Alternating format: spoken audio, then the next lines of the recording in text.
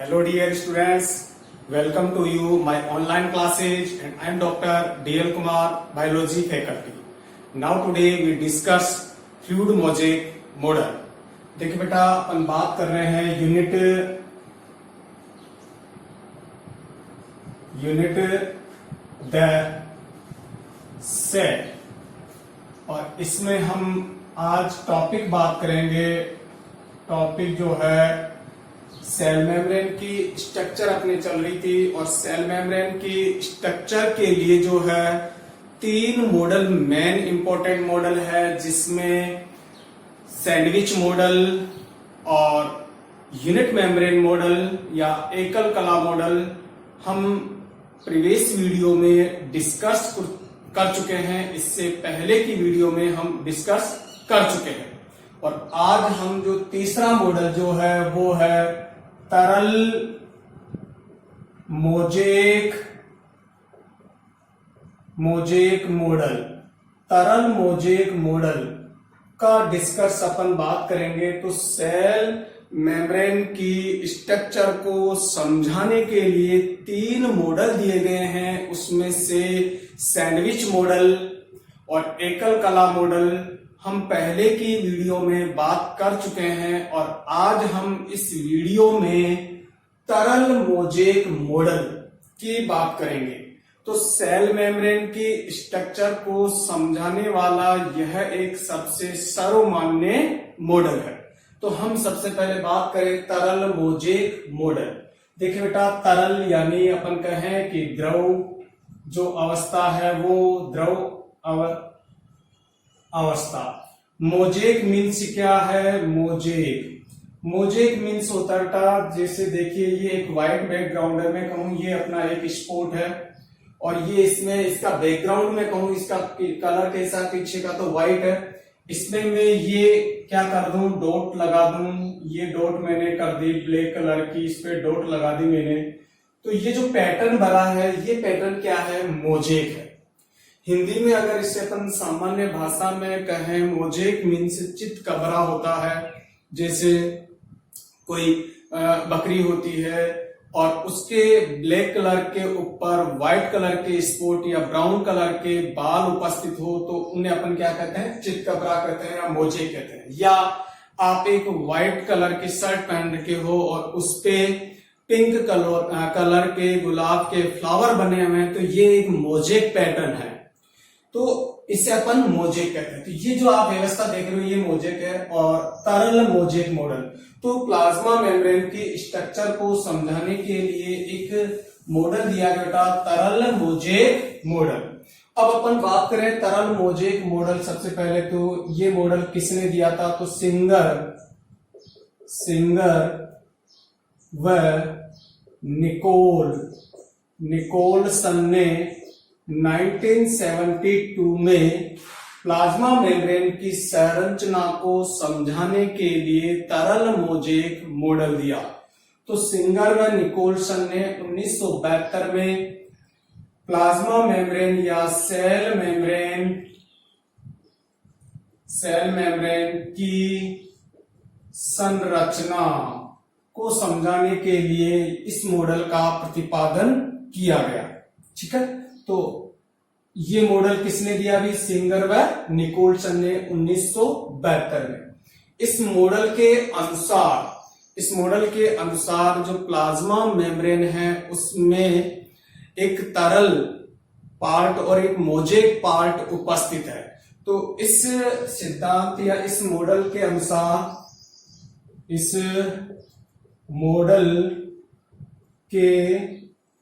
अनुसार सीएम यानी plasma membrane या सेल मेम्ब्रेन में एक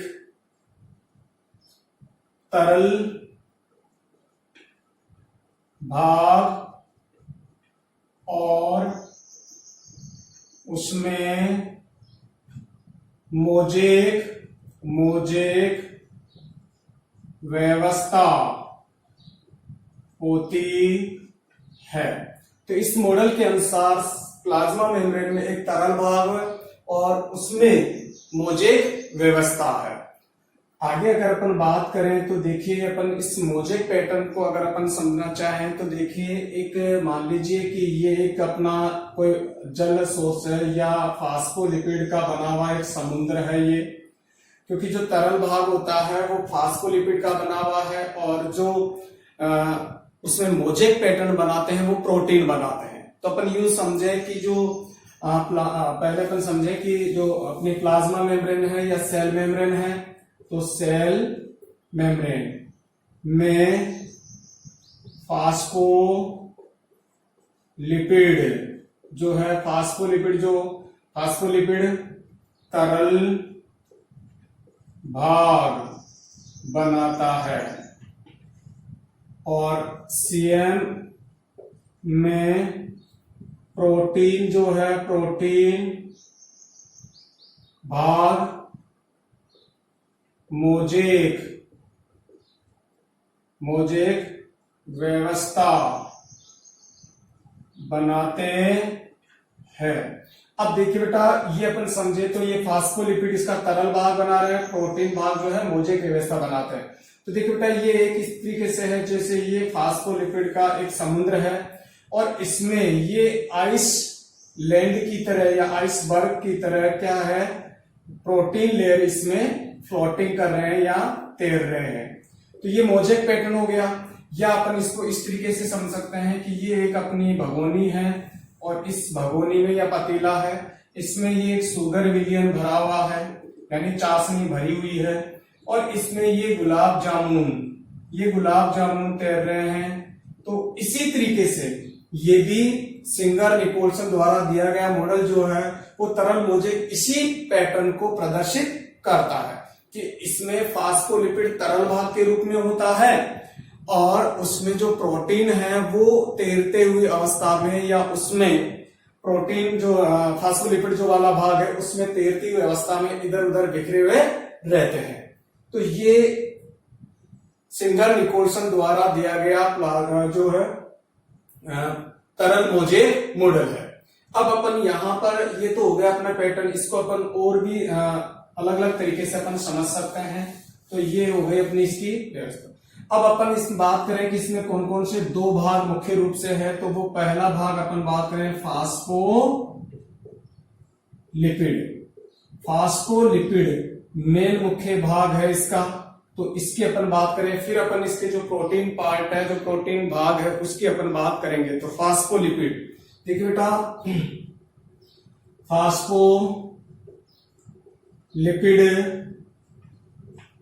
पीएम का यानी प्लाज्मा मेम्ब्रेन का मुख्य भाग है। तो प्लाज्मा मेम्ब्रेन का ये मुख्य भाग है फास्फोलिपिड। दूसरी अपन बात करें, यह पीएम में या प्लाज्मा मेम्ब्रेन में तरल रूप में उपस्थित है।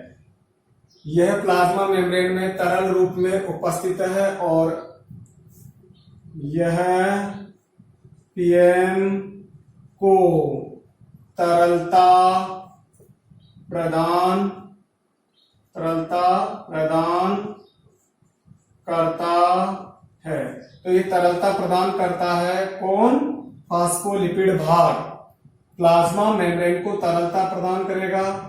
फास्फोलिपिड की बात करें अपन तो फास्फोग्लिसराइड या ग्लिसराइड के रूप में इसमें मुख्य रूप से उपस्थित होता है। तो फास्फोग्लिसराइड के रूप में उपस्थित होता है। तो मेन कंटेंट फास्फोग्लिसराइड है इसका, ठीक है, फास्फोलिपिड का। फास्फोलिपिड में अगर अपन बात करें तो फास्फोलिपिड द्विस्तर के रूप में होता है। फास्फोलिपिड द्विस्तर के रूप में होगा। नेक्स्ट अपन बात करें फास्फोलिपिड का सिर भाग जो है, सिर भाग जल रागी प्रकृति का होता है। फास्फोलिपिड का पूंछ भाग जल विरागी प्रकृति का होता है। देखो बेटा, फास्फोलिपिड जो है तरलता प्रदान करता है, यानी तरल रूप में जो अवयव उपस्थित होंगे वो फास्फोलिपिड के रूप में है। आपको पता है फास्फोलिपिड मेनली किसका बना हुआ है? अनसैचुरेटेड वसीय अम्लों का बना हुआ है। तो देखिए बेटा, फास्फोलिपिड में हम कहें कि अनसैचुरेटेड या असंतृप्त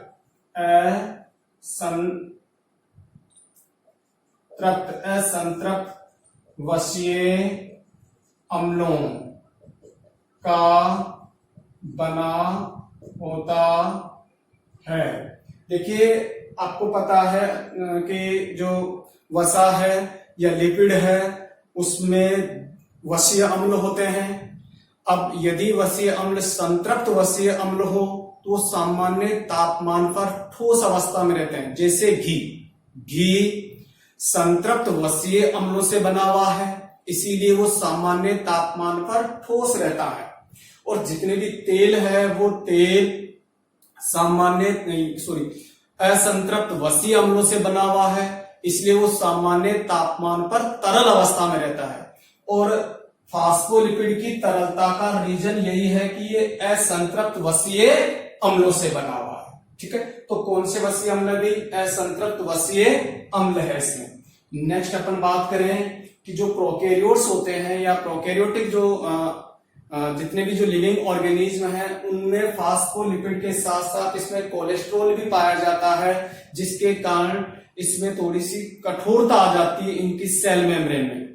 और जो सेल मेम्ब्रेन है उसको ये स्टेबिलिटी प्रदान करता है, स्थायित्वता प्रदान करता है। तो देखिए बेटा, यूकेरियोट्स में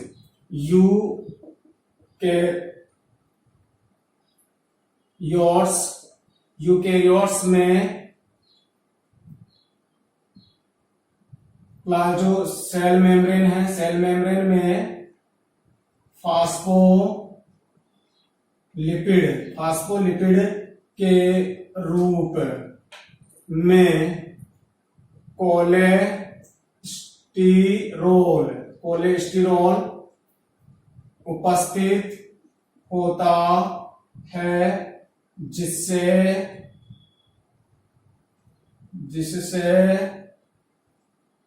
सीएम में क्या आ जाती है बेटा? थोड़ी बहुत कठोरता आ जाती है। तो कठोरता या अपन कहें स्थायित्व आ जाता है, स्टेबिलिटी आ जाती है। मैं बात करूं प्रोकैरियोट्स की, प्रोकैरियोट्स की अपन अगर बात करें, प्रोकैरियोट्स में कोलेस्ट्रॉल नहीं होता, उसके स्थान पर उसमें स्टीरोल होता है। तो प्रोकैरियोट्स में स्टीरोल होता है, जिससे इन जीवों की सीएम में स्थायित्व आ जाता है। ठीक है, इसमें मैं कहूं प्रोकैरियोट्स में तो यहां पर कोलेस्टेरॉल नेगेटिव नहीं होता है प्रोकैरियोट्स में। तो बेटा देखिए, अपन ने देखा कि फास्फोलिपिड की अपन बात करें तो फास्फोलिपिड प्लाज्मा मेम्ब्रेन का मुख्य भाग है। यह तरल रूप में होता है। यह पीएम को तरलता प्रदान करता है। फास्फोलिपिड फास्फोग्लिसराइड के रूप में उपस्थित होता है। फास्फोलिपिड द्विस्तर के रूप में होता है। फास्फोलिपिड का सिर भाग जल रागी प्रकृति का होता है। पूंछ भाग जल विरागी प्रकृति का होता है। फास्फोलिपिड में असंतवसीय अम्ल होते हैं, अनसैचुरेटेड फैट एसिड होते हैं, जो इसे लिक्विडिटी या तरलता का गुण या जो फ्लोटिंग जो नेचर है वो प्रदान करता है। फ्लूइडिटी नेचर इसको प्रदान करता है। ठीक है, नेक्स्ट अपन बात करें जो यूकेरियोट्स है उसके में फास्फोलिपिड के साथ साथ कोलेस्ट्रॉल भी प्रेजेंट होता है, और कोलेस्ट्रॉल के कारण जो प्लाज्मा मेम्ब्रेन है उसमें थोड़ी स्टेबिलिटी और रिजिडिटी आ जाती है। जो प्रोकैरियोट्स होते हैं उनमें प्रोकैरियोट्स में कोलेस्ट्रॉल के स्थान पर स्टीरोल होता है, और स्टीरोल के कारण उनकी जो प्लाज्मा मेम्ब्रेन है उसमें स्टेबिलिटी और रिजिडिटी आ जाती है। कोलेस्ट्रॉल एब्सेंट रहता है प्रोकैरियोट्स में। इसके अलावा अपन बात करें जो फास्फोलिपिड जो है,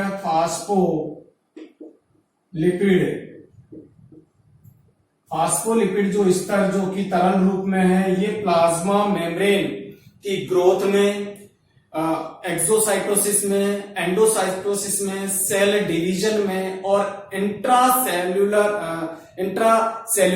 जंक्शन में महत्वपूर्ण भूमिका निभाता है। तो फास्फोलिपिड स्तर का अगर मैं कार्य बात करूं, तो ये देखिए बेटा, सेल ग्रोथ में एंडोसाइटोसिस, देखो सेल ग्रोथ यानी कोशिका की ग्रोथ में, एंडोसाइटोसिस, एंडो यानी अंदर, कोई भी कोशिका में कोई भी पदार्थ अंदर आना एंडोसाइटोसिस, और बाहर निकलना कोई भी पदार्थ एक्सोसाइटोसिस। तो जिसे कोई भी पदार्थ अंदर आए वो उनकी सारी क्रियाओं का नियमन कौन करता है? फास्फोलिपिड स्तर करता है। तो एंडोसाइटोसिस, एक्सोसाइटोसिस,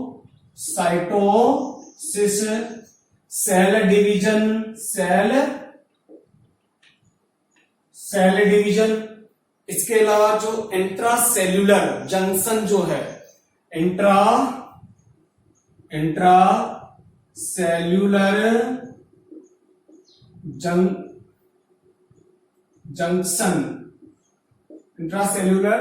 जंक्शन यानी जोड़ना, दो या दो से अधिक कोशिकाओं को आपस में जोड़ने में। तो अपन यूं कह सकते हैं, दो सेल्स को आपस में जोड़ने वाली इकाई में महत्वपूर्ण भूमिका निभाता। तो इसके फास्फोलिपिड के ये फंक्शन है बेटा, सेल की ग्रोथ में, एंडोसाइटोसिस, एक्सोसाइटोसिस, सेल डिवीजन में, और दो कोशिकाओं को आपस में जोड़ने के लिए जो रचनाएं डेवलप होती है उन्हें, जैसे गैप जंक्शन है, टाइट जंक्शन है, इन रचनाओं का डेवलपमेंट फास्फोलिपिड स्तर के द्वारा ही किया जाता है। अब अपन फास्फोलिपिड स्तर को समझे यहां पर, तो देखिए बेटा, ये फास्फोलिपिड के मॉलिक्यूल है जिसमें फास्फोलिपिड के सिर भाग है, ये फास्फोलिपिड के सिर भाग है, ठीक है, और इसमें ये इसके पूंछ पार्ट है, ये इसके टेल पार्ट है। तो ये हो गए फास्फोलिपिड का पूंछ पार्ट या टेल भाग। तो देखिए बेटा, ये फास्फोलिपिड का एक कैसा पार्ट है? ये एक तरल पार्ट के रूप में उपस्थित है या एक लिक्विडिटी रूप में उपस्थित है, और ये इसके दूसरे जो स्तर है उसके सिर भाग हो गए। अपन दो स्तरों के रूप में बात करेंगे। तो देखिए बेटा, ये फास्फोलिपिड के सिर भाग हो गए, और ये दो स्तर के रूप में ये हो गए, बन गए दो स्तर। तो फास्फोलिपिड के बाइलेयर स्तर बन गए। प्रत्येक फास्फोलिपिड जो मॉलिक्यूल होगा उसमें एक सिर भाग होता है। तो यदि मैं फास्फोलिपिड मॉलिक्यूल की बात करूं तो ये एक फास्फोलिपिड मॉलिक्यूल का सिर भाग है, और इसका ये पूंछ भाग है। तो ये फास्फोलिपिड का सिर भाग जो होगा, ये देखिए अपन बात किए यहाँ पर फास्फोलिपिड जो कि फास्फोलिपिड द्विस्तर के रूप में है, ये दो स्तर के रूप में हो गया। ये फास्फोलिपिड जो है प्लाज्मा मेम्ब्रेन की तरलता को या तरल गुण को बताता है। तो फास्फोलिपिड जो प्रेजेंट होगा वो अर्ध तरल रूप में रहेगा और इधर उधर मूवेबल रूप में रहेगा। तो इस फास्फोलिपिड में जो होंगे या जो लिपिड स्तर है उसमें फास्फोलिपिड होगा, उसमें फास्फोलिपिड जो है वो अनेक फास्फोलिपिड मॉलिक्यूल से बना हुआ है। प्रत्येक फास्फोलिपिड जो मॉलिक्यूल है उसमें एक सिर भाग है, ये सिर भाग है, ये सिर भाग जो कि जलरागी या इसे अपन कहें हाइड्रोफिलिक प्रकृति का है, जो प्रोटीन के साथ हाइड्रोजन या जो प्रोटीन स्तर होगा उसके साथ हाइड्रोजन या रासायनिक बंध द्वारा जुड़ा होता है। ये जलरागी प्रकृति का है। ये पूंछ भाग है जो जल विरागी यानी जल के साथ अटैच नहीं हो सकता। ये जल विरागी प्रकृति का है, यानी इसे अपन कहेंगे हाइड्रोफोबिक नेचर का है। तो देखिए बेटा, ये जो फास्फोलिपिड की अगर अपन मैं बात करता हूं यहाँ पर, तो फास्फोलिपिड के ये दो स्तर हो गए, फास्फोलिपिड का। ये एक स्तर ये हो गया और एक स्तर ये हो गया, परंतु ये एक स्तर के रूप में होते हैं क्योंकि इनके बीच में स्पेस बहुत कम होता है। ठीक है, अब अपन बात करें इसका जो फास्फोलिपिड का ये सिर भाग है जो हाइड्रोफिलिक नेचर का है, और ये पूंछ भाग है जो कि हाइड्रोफोबिक नेचर का है। ये सिर भाग प्रोटीन की तरफ, यहां पर जो ये जो सिर भाग है ये प्रोटीन के साथ हाइड्रोजन बंध या रासायनिक बंध बनाते हैं, और जो पूंछ भाग है ये अपने एक दूसरे के साथ वॉन्डर वॉल्स बंध बनाते हैं। ये जो फास्फोलिपिड स्तर है ये लगभग 75 एंगस्ट्रॉम मोटा है, जिसमें दो स्तर है, तो इसके हाफ अपन कर दें तो आधा ये होगा, आधा ये होगा। टोटल ये कितना होता है 35 एंगस्ट्रॉम। 35 एंगस्ट्रॉम मोटा होता है, टोटल 35 एंगस्ट्रॉम। ठीक है, तो 35 एंगस्ट्रॉम मोटा होगा। टोटल जो सेल मेम्ब्रेन की मोटाई होगी वो होगी 75 एंगस्ट्रॉम, और इस फैटी जो स्तर है या जो लिपिड स्तर है इसकी मोटाई होगी 35 एंगस्ट्रॉम। ठीक है, ये हो गया बेटा अपना फास्फोलिपिड स्तर। अपन ये बात कर ली यूकेरियोट्स में कोलेस्ट्रॉल प्रेजेंट होगा जिससे सेल मेम्ब्रेन में स्टेबिलिटी रहेगी। प्रोकैरियोट्स में स्टीरोल होगा, कोलेस्ट्रॉल एब्सेंट रहेगा जिससे उसमें क्या रहेगी, स्टेबिलिटी रहेगी। फास्फोलिपिड जो है सेल की ग्रोथ में, एंडोसाइटोसिस, एक्सोसाइटोसिस, सेल डिवीजन और दो कोशिकाओं को आपस में जोड़ने से जितनी भी जो युक्तियां डेवलप होती उनके कार्य करता है। तो ये था बेटा फास्फोलिपिड स्तर। अब अपन बात करें दूसरा जो अपना स्तर है वो है प्रोटीन स्तर, जो प्रोटीन की बात करें। तो अब अपन बात करेंगे बेटा प्रोटीन वाले जो पार्ट है उसकी अपन बात करेंगे। तो देखिए बेटा, अपन बात करें प्रोटीन की, मैंने जो फास्फोलिपिड था उसका डायग्राम मैंने साथ के साथ बना दिया। दूसरा जो अपना इंपॉर्टेंट पार्ट होता है इसमें प्रोटीन होता है।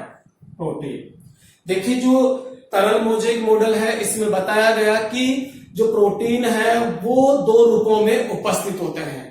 तो देखिए बेटा, प्लाज्मा मेम्ब्रेन में प्रोटीन दो रूप में उपस्थित होते हैं। नंबर एक बेटा जो अपन बात करें तो वो है बाह्य प्रोटीन, और दूसरे जो है वो है बाह्य प्रोटीन। बाह्य प्रोटीन को अपन या इन्हें परिधीय प्रोटीन भी अपन कह सकते हैं, परिधीय प्रोटीन। और जो दूसरे हैं जो जिसे अपन कह रहे हैं अंतर प्रोटीन, इसे हम आंतरिक प्रोटीन भी कह सकते हैं। तो आंतरिक प्रोटीन, ठीक है, इन्हें हम पेरिफेरल प्रोटीन भी कहते हैं, पेरिफेरल प्रोटीन, और इन्हें अपन इंटीग्रल प्रोटीन भी कहते हैं। ठीक है, तो जो फास्फोलिपिड जो तरल रूप में है उसमें जो प्रोटीन है वो प्रोटीन दो रूपों में अरेंज रहेंगे। एक रहेंगे परिधीय प्रोटीन या बाह्य प्रोटीन, और दूसरे जो होंगे वो होंगे अंतर प्रोटीन या आंतरिक प्रोटीन। हम सबसे पहले बात करते हैं नंबर एक बाह्य प्रोटीन। देखो बेटा, ये प्रोटीन कहां होंगे, वसा लिपिड जो है, जो लिपिड स्तर है उसमें बाहर उपस्थित होंगे इस तरीके से। इन्हें अपन क्या कहेंगे, बाह्य प्रोटीन कहेंगे। तो ये प्रोटीन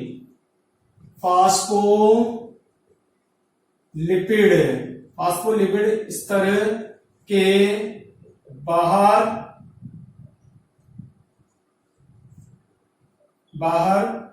उपस्थित होते हैं या परिधि पर उपस्थित होते हैं।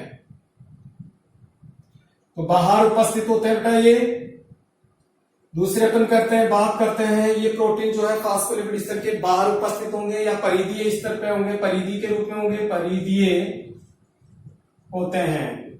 देखो इन प्रोटीन को आसानी से अलग किया जा सकता है, तो इन प्रोटीन को आसानी से वसा स्तर से अलग किया जा सकता है। आसानी से अलग किया जा सकता है। क्यों किया जा सकता है? बाहर पड़े हुए हैं, आसानी से हटा दो, इसको यहां से हटा दो, रिमूव कर सकते हैं, आसानी से इन्हें अलग कर सकते हैं। तो ये है बेटा बाह्य प्रोटीन। तो आप देखिए बाह्य प्रोटीन को अपन आसानी से अलग कर सकते हैं। और ये ज्यादा तो जो होंगे दोनों साइड, आउटर साइड या इन जो आउटर सरफेस या इनर सरफेस दोनों तरफ होते हैं। देखिए मैं बता दूं आपको बात, ये सेल है, ये इसका न्यूक्लियस है, ये इसकी आउटर सरफेस है और ये इसकी इनर सरफेस है सेल मेम्ब्रेन। तो सेल मेम्ब्रेन ये आउटर सरफेस पे भी होंगे और इनर सरफेस। ये जो प्रोटीन आप देख रहे हो ये प्रोटीन कौन से हैं? अभी बाह्य प्रोटीन है, तो बाहर की ओर उपस्थित होंगे। इन प्रोटीन को आसानी से वसा स्तर से अलग किए जा सकते हैं क्योंकि बाहर पड़े हुए हैं। नेक्स्ट अपन बात करें, ये अगर अपन बात करें तो जो आंतरिक जिसो जो अंदर की जो सरफेस के उपस्थित है ये साइटोस्केलेटन का भी कार्य करते हैं। तो कुछ प्रोटीन जो होते हैं साइटोस्केलेटन बनाते हैं। स्पेक्ट्रिन जो होते हैं, स्पेक्ट्रिन कुछ बाह्य प्रोटीन होते हैं और वो साइटोस्केलेटन बनाते हैं। तो देखिए बेटा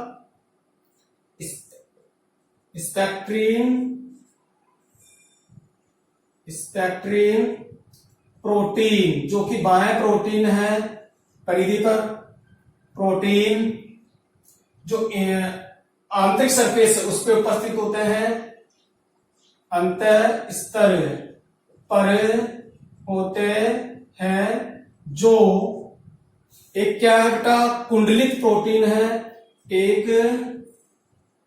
कुंडलित बाह्य प्रोटीन है जो साइटोस्केलेटन बनाते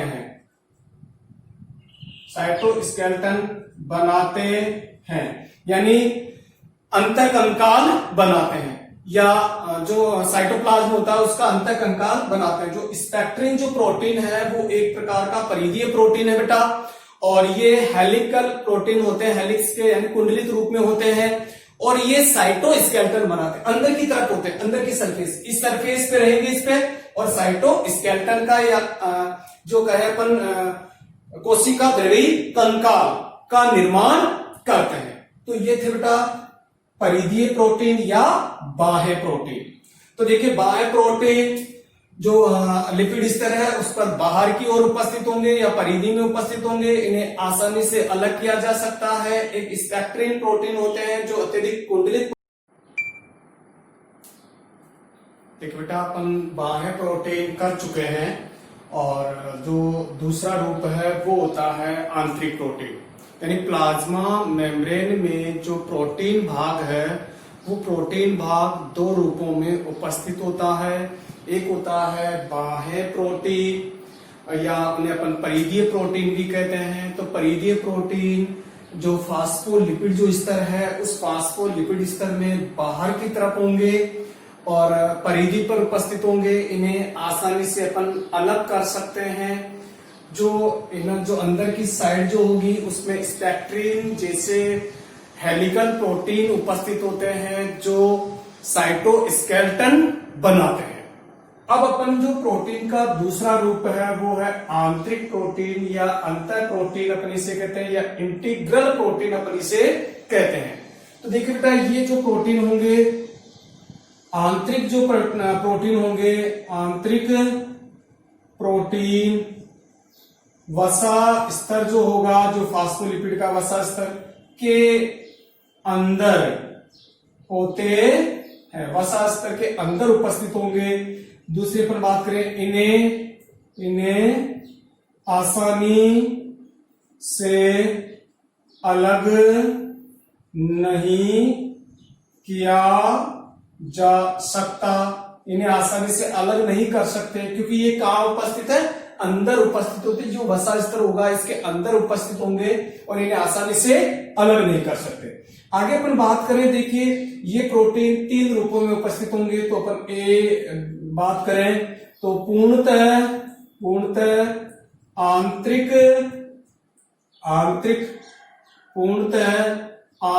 प्रोटीन। वे प्रोटीन, देखो बेटा, वे प्रोटीन मॉलिक्यूल जो फास्फोलिपिड में पूर्ण रूप से अंदर उपस्थित है। कैसे अपन समझे इसको, देखिए ये मान लीजिए वसा स्तर है और इसके अंदर ये यहाँ पर पूर्णतः आंतरिक प्रोटीन उपस्थित है। ये पूर्णतः आंतरिक प्रोटीन हो गए। तो ये फास्फोलिपिड का एक स्तर हो गया, ये फास्फोलिपिड का द्विस्तर हो गया, दूसरा स्तर हो गया। तो फास्फोलिपिड के 2 स्तर है और इसमें जो पूर्णतः आंतरिक प्रोटीन है वो पूर्ण रूप से अंदर उपस्थित है। वसा स्तर के पूर्णतः अंदर है फास्फोलिपिड स्तर के, ठीक है। तो उन्हें अपन कहेंगे पूर्णतः आंतरिक प्रोटीन। दूसरा जो रूप होगा इसमें, वो भी अपन बात करें तो वो होगा आंतरिक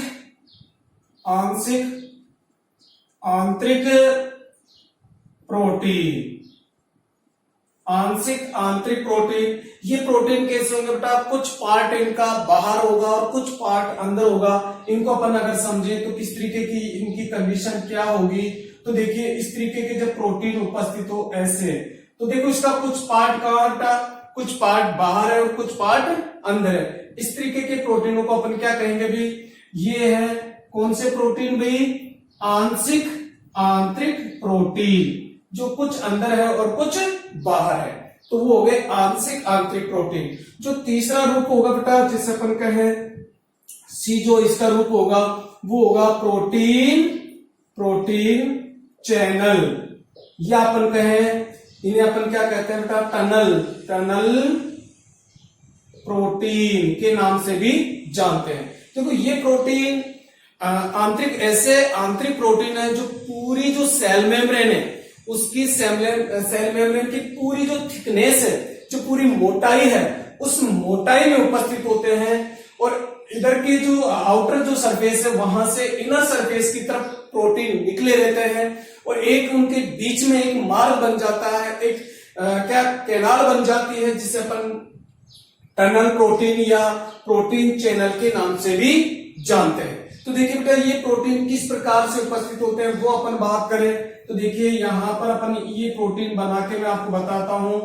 ये जो किस तरीके के प्रोटीन है, ये चैनल प्रोटीन है। तो देखिए ये प्रोटीन का एक प्रोटीन हो गया। तो देखिए पूरी जो आउटर सरफेस से पूरी इनर सरफेस तक पूरे प्रोटीन उपस्थित है। इस तरीके की कंडीशन में जो प्रोटीन होंगे ये अपने आंशिक प्रोटीन हो गए, आंतरिक प्रोटीन। तो इस तरीके के जो रूप में प्रेजेंट हो, इस तरीके जो रूप में जो प्रोटीन प्रेजेंट होंगे उस प्रोटीन को हम क्या कहेंगे बेटा, प्रोटीन चैनल या टनल प्रोटीन।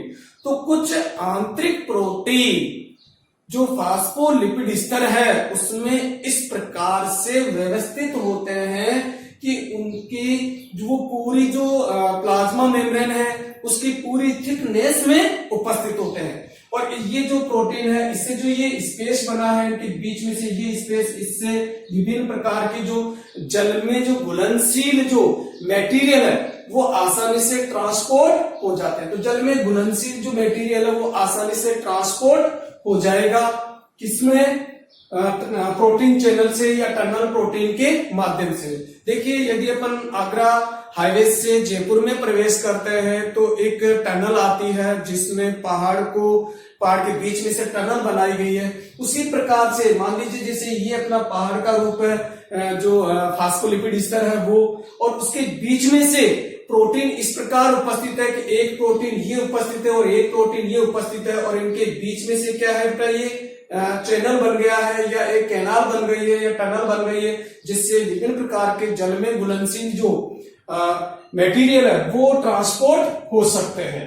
तो ये था भी आंतरिक प्रोटीन। तो आंतरिक प्रोटीन 3 रूपों में प्लाज्मा मेम्ब्रेन में उपस्थित होते हैं, जिसमें जो पहला रूप है वो है पूर्णतः आंतरिक प्रोटीन। तो ये पूर्णतः आंतरिक प्रोटीन है। दूसरा जो है आंशिक आंतरिक प्रोटीन जो है ये है, और एक प्रोटीन चैनल, तो ये प्रोटीन चैनल बन गया है, और ये जो है परिधीय प्रोटीन है। तो ये है प्लाज्मा मेम्ब्रेन मॉडल। तो प्लाज्मा मेम्ब्रेन मॉडल जो प्लाज्मा मेम्ब्रेन की जो स्ट्रक्चर को एक्सप्लेन करने वाला जो अपन ने तरल मोज़ेक मॉडल बात किया, तो तरल मोज़ेक मॉडल में जो वसा जो स्तर है या जो फास्फोलिपिड स्तर है ये तरल रूप में है, और जो प्रोटीन है वो प्रोटीन जो है इसमें जो तरल स्तर है इसमें इधर उधर दिख रहे हैं, और वो किस रूप में, दो रूपों में उपस्थित है। तो ये परिधीय प्रोटीन हो गए या बाह्य प्रोटीन हो गए जिन्हें आसानी से अलग कर सकते हैं, और जो आंतरिक प्रोटीन होंगे वो तीन रूपों में उपस्थित है, पूर्णतः आंतरिक, आंशिक आंतरिक और चैनल प्रोटीन। ठीक है, आगे अपन बात करें बेटा, देखिए ये तीन प्रकार के आंतरिक प्रोटीन हो गए। उसके बाद अपन यहां बात करें कि जो परिधीय प्रोटीन होते हैं, इन परिधीय प्रोटीन पर ग्लाइको जो लिपिड और ग्लाइको प्रोटीन की श्रृंखलाएं भी पाई जाती है। तो देखिए अपन जो इसमें बात करें तो बाह्य प्रोटीन पर ग्लाइको लिपिड व फास्फोलिपिड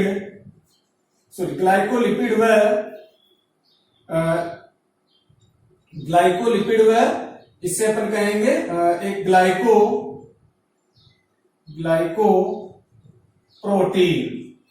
प्रोटीन जो कि एक प्रकार का पॉलीसेकेराइड का पॉलीसेकेराइड्स है। इनकी श्रृंखलाएं भी पाई जाती है। तो इनके ऊपर बेटा इस तरीके से ग्लाइकोलिपिड व ग्लाइकोप्रोटीन की श्रृंखलाएं पाई जाती है। ठीक है, तो ये था तरल मोज़ेक मॉडल। अब एक अपन यहां और बात करेंगे, तो तरल मोज़ेक जो मॉडल है उसमें जो फास्फोलिपिड है वो तरल रूप में है, और जो प्रोटीन है वो एक तरीके से आइसबर्ग के रूप में है। ठीक है, अपन इसको इस तरीके से समझ सकते हैं जैसे अपन हलवा बनाते हैं, हलवा का जो मेनली जो सूजी का है या फिर अपन ने किसी भी मूंग का बना रहे हैं तो उसका जो दाने हैं वो क्या है, एक प्रकार से किसका रूप है बेटा, फास्फोलिपिड का। और उसके अंदर अपन बहुत सारे काजू पिस्ता जो भी अपन ड्राई फ्रूट्स डाल रहे हैं वो ड्राई फ्रूट्स किसके रूप में है, प्रोटीन के रूप में है। ठीक है, तो इसको अपन इस तरीके से भी समझ सकते हैं। अब अपन यहां बात करेंगे जो प्लाज्मा मेम्ब्रेन जो अपनी है, इस प्लाज्मा मेम्ब्रेन में जो है उसमें लगभग 30 प्रकार के एंजाइम उपस्थित होते हैं। 30 प्रकार के एंजाइम उपस्थित है, जिसमें से एक एटीपेज एंजाइम है जो जितने भी जो मटेरियल है जो ट्रांसपोर्ट होते हैं उनको एक्टिव करते हैं। तो अभिगमित पदार्थों को सक्रिय करता है। तो ये अभिगमित होने वाले पदार्थों को सक्रिय करता है। अब अपन यहां बात करेंगे बेटा एक छोटा सा टॉपिक अपना जिसमें जो इसी मॉडल से संबंधित है। तो जो अपन ने देखा कि जो फास्फोलिपिड है उस फास्फोलिपिड के जो मॉलिक्यूल है वो 3 तरीके से गति करते हैं, वो मूवमेंट करते हैं। 3 तरीके से इसमें मूवमेंट हो सकती है, तो वो अपन यहां देखेंगे और उसके लिए अपन एक अलग से डायग्राम और उसकी मूवमेंट को मैं आपको समझाऊंगा। तो हम बात कर रहे हैं बेटा फास्फोलिपिड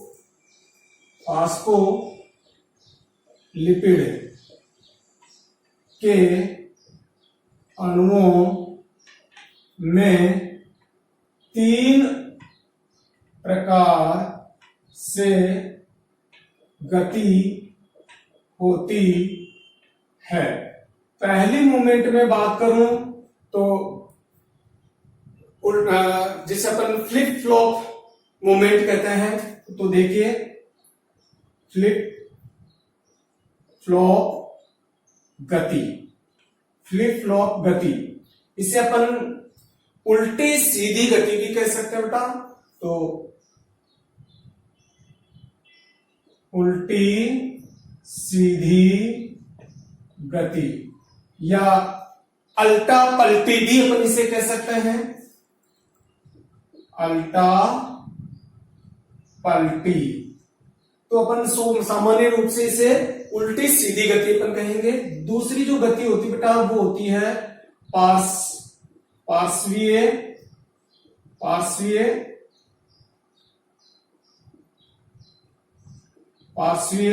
गति, ठीक है।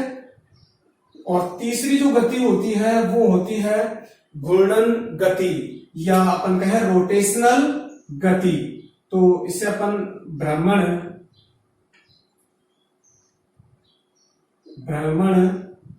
या घूर्णन गति कहते हैं, भ्रमण या घूर्णन गति, रोटेशनल मूवमेंट, ठीक है। देखिए अपन सबसे पहले समझे, देखिए ये मैं एक वसा स्तर वापस बना रहा हूं जो फास्फोलिपिड के रूप में है, और ये फास्फोलिपिड के मॉलिक्यूल है जिसमें आपको पता है हेड पार्ट है और टेल पार्ट है। हेड पार्ट जो होते हैं वो हाइड्रोफिलिक नेचर के होते हैं, और जो टेल पार्ट है वो हाइड्रोफोबिक नेचर के होते हैं। तो ये हो गया, और ये दो स्तर हो गए। ये फास्फोलिपिड के मॉलिक्यूल है, एक फास्फोलिपिड मॉलिक्यूल ये है, दूसरा फास्फोलिपिड मॉलिक्यूल ये है। मैं पहले आपको फ्लिप फ्लॉप मूवमेंट बता रहा हूं। देखिए फ्लिप फ्लॉप मूवमेंट अपन समझेंगे, इसके लिए अपन मैं डेमोन्स्ट्रेशन भी बताऊंगा आपको, और एक मैं आपको इसकी मूवमेंट को भी एक्सप्लेन करूंगा। ये प्रोटीन है, ये इंटीग्रल प्रोटीन प्रेजेंटेशन, ठीक है। अपन बात कर रहे हैं इसकी मूवमेंट की, अपन बात करेंगे यहां पर, ये मूवमेंट करेगा यहां से फ्लिप फ्लॉप मूवमेंट। तो देखिए ये मूवमेंट करके किससे, इस तरीके से यहां पर मूवमेंट करके मान लीजिए यहां आ गया, ये मूवमेंट कर रहा है। देखिए कैसे, देखिए मैं आपको बता दूं, ये अपने दो मार्कर है, इसको अपन समझे कि ये एक मॉलिक्यूल है जिसमें ये हेड पार्टिकल है, ये हेड पार्टिकल हो गया, ये हेड पार्टिकल हो गया इसका, और ये टेल पार्टिकल हो गया। अब ये मूवमेंट कर रहा है, फ्लिप फ्लॉप मूवमेंट कर रहा है। देखो ये इस तरीके से मूव आ गया, यहां पर आ गया, और जो यहां वाला था वो यहां आ गया। इस तरीके की जब मूवमेंट हो तो इसे अपन क्या कहेंगे बेटा, फ्लिप फ्लॉप मूवमेंट। पर इस मूवमेंट के कोई एविडेंस अभी नहीं मिले हैं। तो फास्फोलिपिड के जो मॉलिक्यूल है जब उल्टा पलटी गति करते हैं तो उसे अपन क्या कहते हैं, फ्लिप फ्लॉप मूवमेंट कहते हैं। तो देखिए ये फास्फोलिपिड का वन मॉलिक्यूल हुआ, अब फ्लिप फ्लॉप मूवमेंट क्या होगा, इस तरीके से मूवमेंट, ठीक है। फिर ये मूवमेंट करके यहां आ रहा है, यानी यहां वाला यहां और यहां वाला यहां, इसे अपन कहते हैं फ्लिप फ्लॉप मूवमेंट, ठीक है। तो ये है फ्लिप फ्लॉप मूवमेंट किसकी, फास्फोलिपिड मॉलिक्यूल की। नेक्स्ट अपन बात करें पार्श्वीय गति। पार्श्वीय मूवमेंट में क्या होगा बेटा, देखिए ये यहां पर मॉलिक्यूल है और ये यहां से मूवमेंट करके कहां चला गया, लेटरल जा रहा है, पार्श्व में जा रहा है, यहां मूवमेंट कर गया ये, ठीक है। तो ये यहां पर मूवमेंट कर गया और ये यहां पर मूवमेंट कर गया। कैसे समझे अपन इसको, तो देखिए ये अपना हेड पार्टिकल है और ये टेल पार्ट है, ठीक है। यहां से ये मूव कर रहा है, यहां गया, और ये मूव करके यहां आ गया, यानी इससे अपन क्या है, लेटरल मूवमेंट, इससे अपन लेटरल मूवमेंट करेंगे। जैसे मैं यहां पर खड़ा हूं, यहां से मूव करके मैं यहां आ गया और वापस यहां चला गया, इसे अपन कौन सा डिफ्यूजन कहेंगे बेटा, इसे लेटरल डिफ्यूजन भी अपन कह सकते हैं, या इसे अपन पार्श्वीय मूवमेंट भी कहते हैं। इस तरीके की मूवमेंट ये करते हैं। इसके अलावा जो तीसरी मूवमेंट होती है फास्फोलिपिड के मॉलिक्यूल में, वो होती है रोटेशनल मूवमेंट। रोटेशनल मूवमेंट में पूरा घूमेगा। तो देखिए यहां पर अपन जैसे ये था, यहां से ये घूमकर यहां, या यहां से घूमकर यहां, तो रोटेशनल मूवमेंट में क्या होगा, रोटेशन करेगा ये मॉलिक्यूल, इसे अपन क्या कहेंगे, रोटेशनल मूवमेंट कहेंगे। तो ये इस तरीके से मूव कर रहा है, ये मूव हो रही है, तो इसे मूविंग को अपन क्या कहेंगे, रोटेशनल मूवमेंट। यहां अपन इसकी मैं एक बात बता दूं आपको, जैसे रोटेशनल मूवमेंट ये कर रहा है तो इसकी अपन बात कर रहे हैं। तो देखिए ये रोटेशनल मूवमेंट करके कैसे हो गया, जैसे ये पार्टिकल जो है ये इस तरीके से रोटेशनल मूवमेंट कर दिया और ये इसका पार्ट इधर आया, तो इस तरीके से मूव करता रहता है। तो ये यहां, फिर ये वापस ये सीधा हो जाता है। तो पहले एक बार उल्टा हुआ फिर सीधा, तो रोटेशन हो रही है इस तरीके से, रोटेशनल मूवमेंट। देखिए ये हेड पार्टिकल हो गया, रोटेशनल मूवमेंट को समझ देखिए, और ये टेल पार्ट हो गया ऐसा। तो ये हेड पार्ट और ये टेल पार्ट, ये मूव कर रहा है ऐसे, हो गया उल्टा, फिर ये सीधा, इस तरीके से मूव करता है। इसे अपन क्या कहेंगे बेटा, रोटेशनल मूवमेंट। तो जो प्लाज्मा मेम्ब्रेन है, उस प्लाज्मा मेम्ब्रेन के जो फास्फोलिपिड मॉलिक्यूल है, वो phospholipid molecule flip flop movement, lateral movement and rotational movement प्रदर्शित करते हैं। ठीक है, ये तीनों प्रकार के मूवमेंट इसमें उपस्थित हो सकते हैं। तो ये था बेटा अपने तरल मोजेक मॉडल। तो प्लाज्मा मेम्ब्रेन जो है या सेल मेम्ब्रेन जो है, उसको उसके स्ट्रक्चर को समझाने के लिए सर्वमान्य मॉडल कौन सा बेटा? तरल मोजेक मॉडल है। तरल मोजेक मॉडल सिंगर और निकोलसन ने दिया था। इस मॉडल के अनुसार जो फास्फोलिपिड पार्ट है वो अर्ध तरल रूप में होता है, और जो प्रोटीन पार्ट है वो एक तरीके से जो फास्फोलिपिड जो लेयर है उसमें इधर उधर बिखरे हुए रहते हैं। और इस तरल मोजेक मॉडल से प्लाज्मा मेम्ब्रेन के सभी गुणों की व्याख्या कर सकते हैं। यानी प्लाज्मा मेम्ब्रेन जो मॉडल जो है वो कैसी है बेटा? एक सिलेक्टिव परमेबल मेम्ब्रेन है, एक सिलेक्टिव परमेबल मेम्ब्रेन है, एक इलास्टिसिटी मेम्ब्रेन है, एक लिविंग मेम्ब्रेन है। ये सारे गुण हम तरल मोजेक मॉडल से इजी वे से समझा सकते हैं। तो तरल मोजेक मॉडल प्लाज्मा मेम्ब्रेन को समझाने वाला सर्वमान्य मॉडल है, और इसी मॉडल से हम प्लाज्मा मेम्ब्रेन की संरचना को समझ सकते हैं। Okay students, thank you. जय हिंद, जय भारत।